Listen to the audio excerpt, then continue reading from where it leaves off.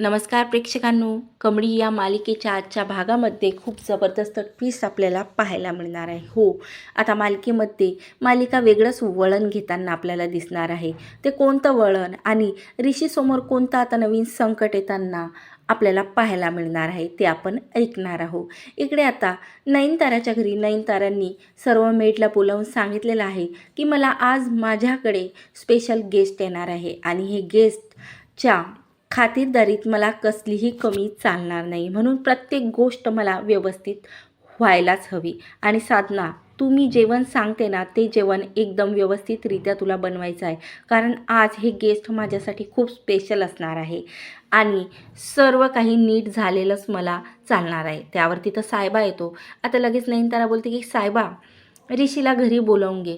त्यावर तर सायबा बोलते पण पण मॅडम, आज ऋषीची तर कॉलेजमध्ये मीटिंग आहे ना. त्यावर आता नयनतारा रागातच बोलते की सायबा, अर्ध्या तासाच्या आत काही झालं तरी मला ऋषी घरी पाहिजे म्हणजे पाहिजे. त्यावर सायबा बोलते की काय झालं मॅडम, असं अचानक का बोलावता. त्यावर आता नयनतारा रागातच बोलते, मला प्रश्न विचारायचे नाही, अर्ध्या तासाच्या आत ऋषी मला फक्त आणि फक्त घरी असायला हवा. त्यावर आता सायबा लगेच ऋषीला घरी बोलावून घेते. तर आता ऋषी रागातच घरी येतो, कारण आता ऋषीची खूप इम्पॉर्टंट मीटिंग कॉलेजमध्ये असते. तर आता तो सोडून आल्यामुळे आता तो लगेच नयनताराकडे येते आणि आई, तू मला घरी का बोलावलं आहे असं अचानक, तुला माहिती होतं ना आज कॉलेजमध्ये माझी खूप इम्पॉर्टंट मीटिंग होती आणि सर्व लेक्चर सोडून मी इथं आलेलो आहे. काय काम आहे गं तुला अचानक माझ्याशी. त्यावर आता नयनतारा बोलते, ऋषी, मला तुझ्याशी काम आहे म्हणूनच बोलावलेलं आहे ना मी तुला घरी. आज आपल्याकडे रिधिमा आणि तिच्या पॅरेंट्स येणार आहे आणि म्हणूनच तू लवकरात लवकर तयार होऊन रेडी होऊन ये, कारण आता ती येतच असणार ना एवढ्यातच. त्यावर आता लगेच ऋषी बोलतो की आई, रिधिमा येते म्हणजे काय, हे काय नवीन चाललेलं आहे तुझं. त्यावर नयनतारा बोलते की मी किती दिवस झाले तुला सांगितलं की रिधिमाला भेटून घे, तरीसुद्धा तू भेटला नाही. म्हणून आता मला वाटलं की मलाच काही ना काही निर्णय घ्यावा लागणार, म्हणूनच मी तिला घरी बोलावलेलं आहे आणि तिचे पॅरेंट्ससुद्धा सोबतच येणार आहे. म्हणजे तू एकांतात तिच्याशी बोलून घे आणि लगेच आम्ही इकडे बसून तुझ्या साखरपुड्याची तयारी करतो. त्यावर आता ऋषी बोलतो की आई, तुला कळत नाही का, मी सांगितलं ना की जोपर्यंत प्राजूचं लग्न होत नाही तोपर्यंत मला लग्न करायचं नाही, तुला कळत नाही का गं. आणि माझं आयुष्य मला माझ्या परीनं जगू दे ना, तू कशाला मधात इंटरफिअर करतं. त्यावर आता नयनतारा बोलते की ऋषी, ही बोलायची वेळ नाही आहे आणि खरंच काय आहे रे तुझ्या मनात, तू फक्त त्या कमळीमुळे माझ्या ह्या रिधिमाला, मी आणलेल्या मुलीशा नाकार देतो ना तू लग्न करायला. त्यावर आता ऋषीला खूप राग आलेला असतो आणि रागातच बोलते की हो आई, कमळीवरच माझं प्रेम आहे आणि मी लग्न करणार तर फक्त कमळीवरच. या इनामदाराची सून बनणार तर ती फक्त आणि फक्त कमळी, आणि यानंतर त्या रिधिमाचं नावसुद्धा माझ्यासमोर काढू नको. आता जे काही माझं आयुष्य आहे ते फक्त आणि फक्त कमळी आहे. असं बोलून रागातच आता ऋषी निघून जातो कॉलेजमध्ये. तर आता त्यावर इकडे नयनतारा मात्र कमळीचं नाव ऐकता क्षणी खाली बसते आणि खूप विचारामध्ये लगेच नयनताराच्या छातीमध्ये दुखायला लागते. त्यावर आता तिथं सायबा असतो. सायबा बोलतो की राधिका मॅडम बघा ना, काय झालेलं आहे, मॅडमला काहीतरी झालेलं आहे. राधिका किचनमधून लगेच धावत येतो आणि काय झालेलं आहे आई, तुम्हाला काय होतं आहे. त्यावर आता राधिका साहेबाला बोलते की साहेबा, लवकर लगेच गाडी बोलावून घे. आता लगेच सायबा आणि राधिका बोलावून लगेच सिटी हॉस्पिटलमध्ये नयनताराला घेऊन जातात. आता नयनताराची हालत ही खूप गंभीर झालेली असते, त्यामुळे आता लगेच डॉक्टर तिथे येतात आणि चेकअप करतात.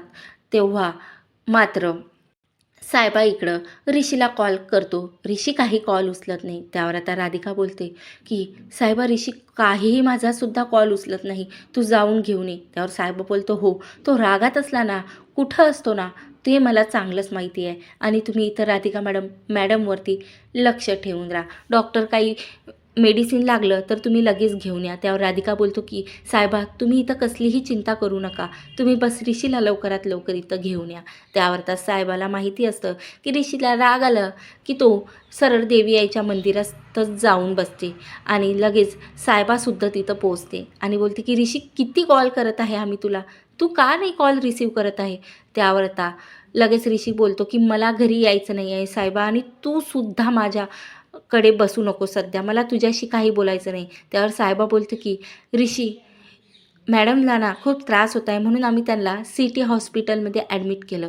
जसं ना जसं साहेबाच्या तोंडून हे सर्व ऐकतो ऋषी तेव्हा लगेच धावतच सिटी हॉस्पिटलमध्येच जातो आणि गेल्यानंतर बोलतो की राधिका वहिनी आई कशी आहे, तुम्ही बोलल्या का तिच्याशी? त्यावर आता राधिका बोलते की नाही, आई थोड्या क्रिटिकल आहेत बोलले डॉक्टर. तेवढ्यातच तिथं डॉक्टर येतो आणि बोलतो की काय झालं डॉक्टर सर, माझी आई ठीक तर होणार ना आणि ती आता कशी आहे, मी भेटू शकतो का? त्यावर डॉक्टर बोलतात हो आता त्या ठीक आहेत, पण त्यांना असला कसलाही त्रास होणार अशा अशा गोष्टी त्यांच्यासमोर नका करू आणि कारण त्यांना मिनी हार्ट अटॅक आलेला आहे. त्यावर मात्र आता लगेच ऋषीच्या पायाखालची जमीनच सरकते की आपल्या आईला आपल्यामुळे हार्ट अटॅक आलेला आहे असं ऋषीला वाटते आणि लगेच तो नयनताराला भेटण्याकरता जातो आणि नयनताराचा हात हातात घेऊन रडायला लागतो की आई मला माफ कर, माझ्यामुळे फक्त आणि फक्त तुला एवढा मोठा त्रास झालेला आहे. आई खरंच सॉरी, खरंच मी तुला क्रॉस करून खूप मोठी चुकी केलेली आहे.